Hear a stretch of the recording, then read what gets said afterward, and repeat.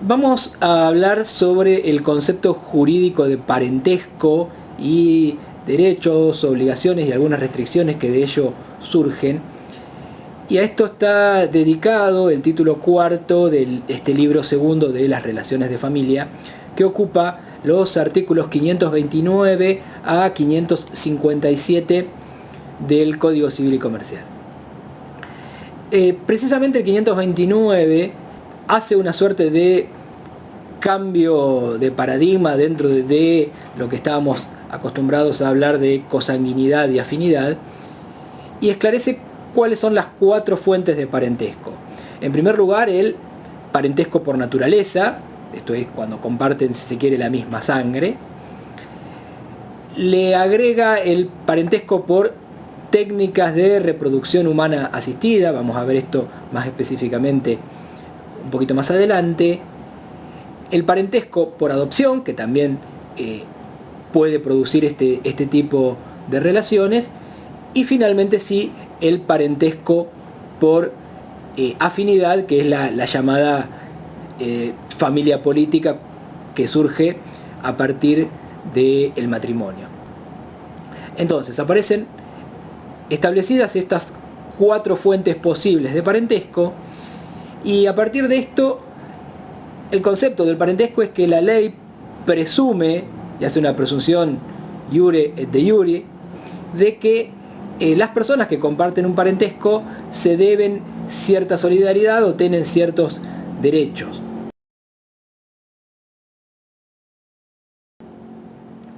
Estas definiciones de parentesco están dadas en una pieza matriz de todo el ordenamiento, que es este código, pero también son utilizadas por muchas otras legislaciones cuando habla de parentesco por afinidad, consanguinidad. Las leyes habitualmente las utilizan, y si bien no ha habido cambios, sino alguna acotación terminológica y alguna simplificación, tal vez sea importante repasar cómo son las reglas de determinación de estos grados, líneas y troncos de parentesco. Para hacer una rápida síntesis, tenemos líneas rectas y colaterales. Las líneas rectas son las que unen a ascendientes y descendientes, dice el artículo 532 del Código Civil y Comercial. Cada eslabón en esta serie de líneas es un grado, y las líneas se proyectan hasta un tronco común. ¿Quiénes descienden de un tronco común? Los hermanos, los tíos, los primos. Los primos tienen como tronco común a los abuelos, los hermanos tienen como tronco común a los padres.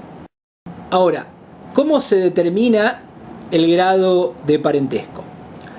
Dice el artículo 533 del Código Civil y Comercial que los grados se cuentan por generaciones.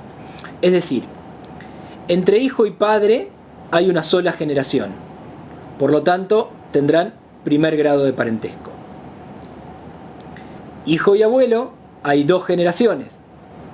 Por lo tanto, tendrán segundo grado. Hijo y bisabuelo, tercer grado de parentesco. Y hacia abajo, lo mismo. Ahora, ¿cómo se determina el grado de parentesco en la línea colateral? Más allá de la definición textual que da el artículo 534, lo que hay que hacer es seguir dos pasos.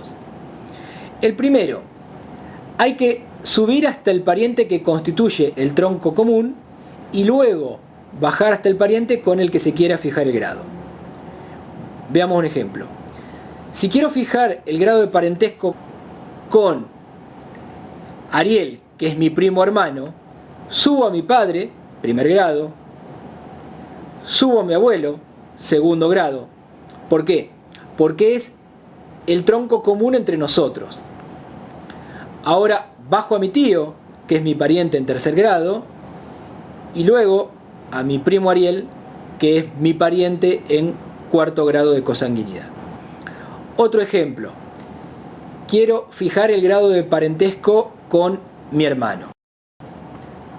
Subo a mi padre, que es el tronco común, y bajo a mi hermano, segundo grado. He trazado dos líneas. Luego tengo la otra cuestión que sirve para este cómputo, pero las bases también nos sirven, son los parientes por afinidad, que es lo que podríamos llamar la familia política.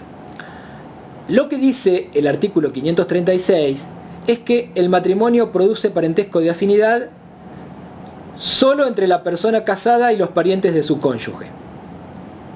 Después vamos a ver un poco esto.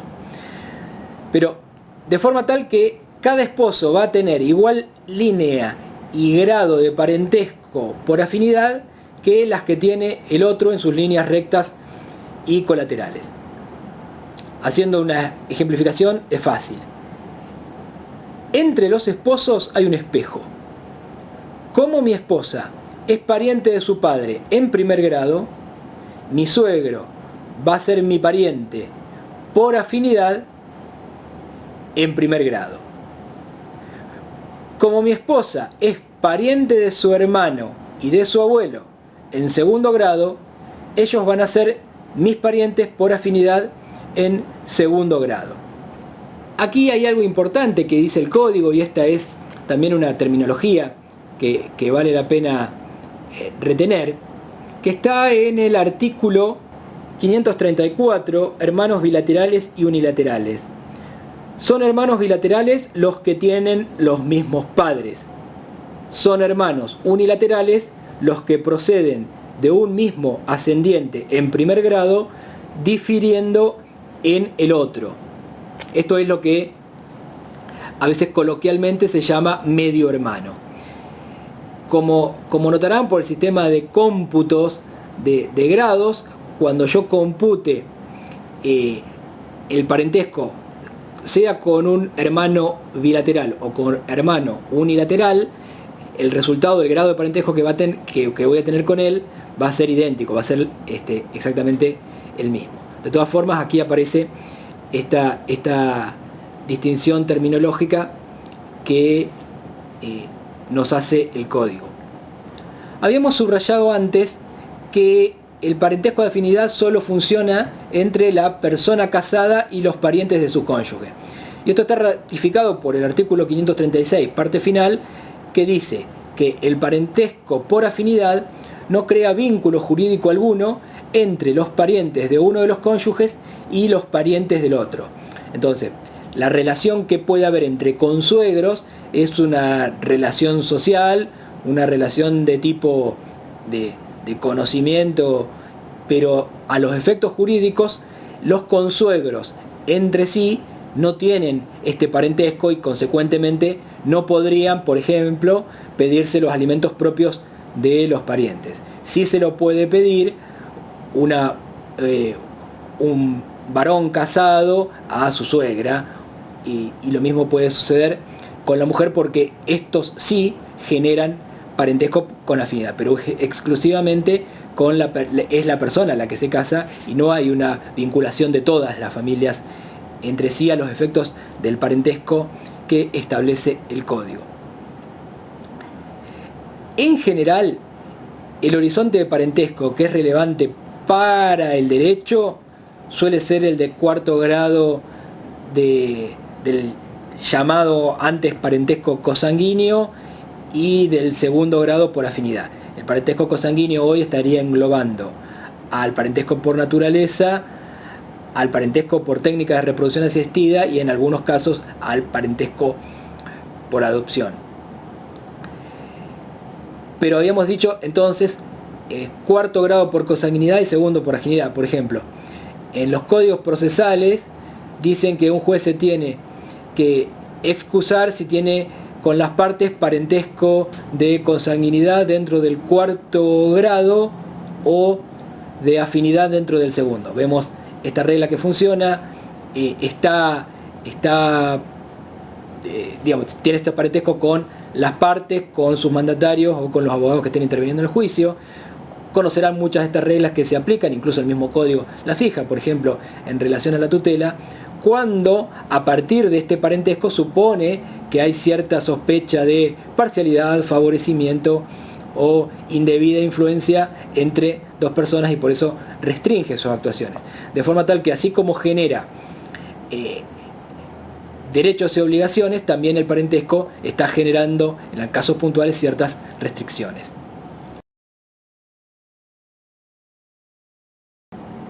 El capítulo 2 de este libro cuarto está dedicado a derechos y deberes derivados del parentesco y está dividido en dos secciones. La primera es de los alimentos y la segunda sobre la comunicación. Derecho de comunicación es, dentro de los cambios terminológicos del código, es el concepto que ahora sería el equivalente a lo que en una visión muy restringida de lo que esto implicaba, se hablaba de régimen de visitas. Esto está pensado para la patria potestad, que ahora se denomina en el contexto del código responsabilidad parental. Entonces hablábamos de derecho de visitas, ahora vamos a hablar de derecho de comunicación, que es la posibilidad que tienen de verlo y comunicarse dos personas entre sí. Y esto está previsto como un efecto posible del parentesco, y más específicamente como una obligación de quienes tienen a su cargo el cuidado de personas menores de edad o con capacidad restringida. Y esta obligación es que le deben permitir la comunicación a estos menores de edad o personas con capacidad restringida con sus ascendientes, descendientes, hermanos, sean bilaterales o unilaterales, y parientes por afinidad en primer grado. Entonces, lo que la ley presume en principio es que esto se desarrolle de forma natural, no judicializada. Si esta persona que tiene a su cargo el cuidado de la persona menor de edad o con capacidad restringida no quiere hacerlo o piensa que no debe tener contacto con un hermano o con un abuelo o con un padre, puede oponerse explicando cuáles serían los posibles perjuicios a la salud mental o física de los interesados, sustancialmente de esta persona cuya tutela estamos persiguiendo. Entonces aquí sí se abriría un proceso judicial y el juez debe resolver lo que corresponda por el procedimiento más breve que prevé la ley local y establecer, llegado el caso, cuál va a ser el régimen de comunicación más conveniente de acuerdo a las circunstancias.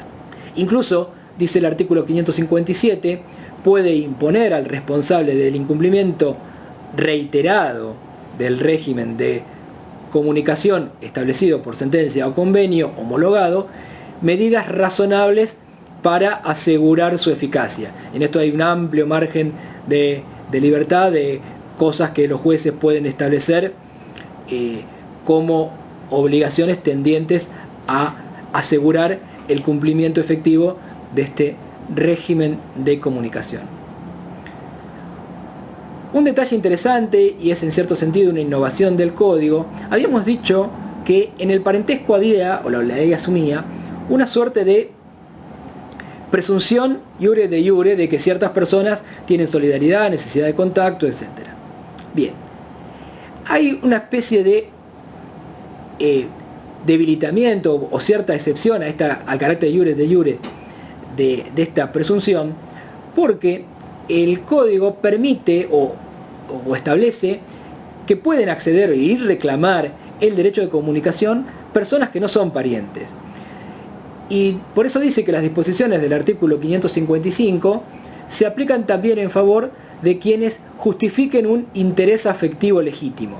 Esto suele ocurrir en nuestras modalidades familiares actuales, pero también en las del pasado, de personas que han tenido, sin tener un vínculo de sangre ni de parentesco por afinidad, tienen con una persona, han actuado como sus referentes, como han sido quienes los han tenido como criados en una relación informal, y que ciertamente después puede ocurrir que estén al cuidado de otra persona y ambos, tanto la persona menor de edad como esta persona que tuvo tanto vínculo con él durante un tiempo determinado, puede tener, como dice la ley, un interés afectivo legítimo en comunicarse. Entonces, este artículo 556 abre una puerta que va a estar sujeta a la apreciación judicial de permitir el derecho de comunicación también a otras personas que no sean estrictamente parientes, o que lo sean, pero no dentro del marco específico que establece el derecho de comunicación, el artículo 555 que estaba restringido a, por ejemplo, a la afinidad en primer grado. Entonces acá aparece una innovación del código, que es la posibilidad, que lo vamos a ver también en otros lados, de quien tenga un interés afectivo legítimo no va a ser pariente, pero sí puede tener alguna asimilación a los efectos del derecho de comunicación. Entonces, habíamos invertido el orden de estas dos secciones que hablan de derechos y deberes. Hablamos de, en primer lugar, de la que el código trata en segundo término, que es la del derecho de comunicación, y solo vamos a hacer una mínima introducción porque después en otro video lo vamos a ver más en extenso, sobre alimentos. En primer lugar, pero solo como introducción, hay que decir que el contenido de la obligación alimentaria entre parientes es muy distinto de la obligación alimentaria que tienen los progenitores con sus hijos. La obligación alimentaria entre parientes es solo los efectos de subsistencia. El artículo 541 dice: comprende lo necesario para subsistencia, habitación, vestuario y asistencia médica correspondiente a la condición del que la recibe en la medida de sus necesidades y de las posibilidades económicas del alimentante.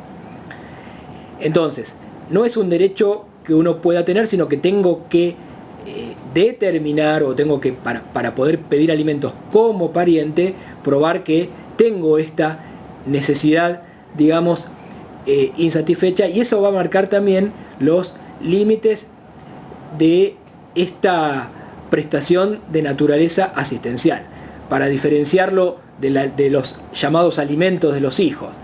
Los alimentos de los hijos incluyen, por ejemplo, los componentes necesarios para su recreación y esparcimiento, lo necesario para hacer gimnasio o ir al cine, mientras que en los alimentos entre parientes estamos hablando de algo más acotado, que es subsistencia, tener un lugar para vivir y vestirse, y eventualmente asistencia médica, pero nada más que eso.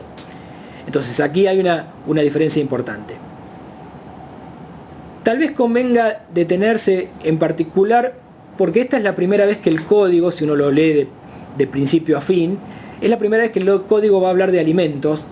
Entonces acá establece ciertas disposiciones muy importantes que no va a repetir luego cuando hable de alimentos entre padres e hijos o de los derivados de la responsabilidad parental, sino que cuando los regula, como dijimos, con una extensión muy diferente, en los aspectos relativos a sus medidas de incumplimiento se va a remitir a los principios fijados en esta parte de alimentos entre parientes. Entonces, es importante subrayar el fuerte interés del legislador en que los alimentos se paguen. Y esto está reflejado en algunas disposiciones, incluso de contenido procesal, que están dentro del código. En primer lugar, con respecto al modo de cumplimiento, el principio general es que esto se paga con dinero. Yo no podría decir que los alimentos se pagan con una orden de compra o con la remisión a quien reclama los alimentos de una suerte de paquetes de comida. Solo si el obligado solicita o acepta que se lo hace de otra manera, el juez lo puede autorizar. Pero en principio se tiene que hacer con una prestación en dinero. En principio también con asignaciones mensuales o por periodos más cortos si el juez así lo dispone. Pero esta es la regla que establece el artículo 542. Y habíamos hablado de algunas disposiciones de tipo procesales, y esto se ve, por ejemplo, En el artículo 543, que dice que la petición de alimentos debe tramitar por el proceso más breve que establezca la ley local y no se puede acumular a otra pretensión, o sea, tiene que tener autonomía procesal, lo cual permitiría su trámite más expeditivo. El artículo 544 dice que desde el principio de la causa o en el transcurso de ella, el juez puede decretar la prestación de alimentos provisionales y también las expensas del pleito, es decir, las costas, si el peticionante justifica la falta de medios. El artículo 547 dice que el recurso contra la sentencia que decreta la prestación de alimentos tiene efecto suspensivo, o sea que independientemente de que alguien apele, desde ese momento se tienen que pagar. El 548 asigna efectos retroactivos. Los alimentos yo no los voy a deber desde el momento en que me condene el juez a pagarlo, sino desde o el momento en que se me interpuso la demanda o desde la interposición al obligado por medio fehaciente, dice el artículo 548, siempre que la demanda se presente dentro de los 6 meses de ocurrida esa interpelación. En consonancia con esta idea de que los alimentos se cumplan independientemente de que estén discutidos judicialmente, el artículo 550 dice que puede disponerse la traba de medidas cautelares para asegurar el pago de alimentos futuros, provisionales, definitivos o convenidos. Y es muy interesante la previsión del artículo 552 que dice que las sumas debidas por alimentos incumplidos devengan una tasa de interés equivalente a la más alta que cobran los bancos a sus clientes, según la reglamentación del Banco Central, a la que se adiciona la que el juez fije según las circunstancias del caso. Entonces, tengo la tasa más alta que cobran los bancos a sus clientes, que seguramente es una tasa activa, más un plus que el juez puede fijar que tiene un efecto claramente culminatorio y busca que alguien que pueda cumplir no esté dilatando ese cumplimiento. Y como habíamos visto en relación al derecho de comunicación, el juez puede hacer otras medidas para asegurar el cumplimiento, imponiendo a quien esté incumpliendo en forma reiterada con la obligación alimentaria medidas razonables para asegurar la eficacia de la sentencia, y algunas de estas medidas pueden tener un carácter restrictivo que va a durar hasta tanto esté cumpliendo con ese deber alimentario que no está satisfaciendo. Esto es, como decíamos, para los alimentos entre parientes, pero cuando llegamos a alimentos, a los deberes de la responsabilidad parental y en particular a alimentos entre padres e hijos, el artículo 670 nos va a decir que las disposiciones relativas al incumplimiento de alimentos entre parientes son aplicables a los alimentos entre padres e hijos, y en particular está, y hemos subrayado estas, que establecen esta vocación, incluso procesal, de que haya una expeditiva, rápida y efectiva resolución en el tema de alimentos y que los alimentos se paguen. Con respecto a otras cosas, y en particular a los sujetos obligados, hay más para decir sobre estos alimentos y por eso vamos a dedicarle un segmento específico de estos videos.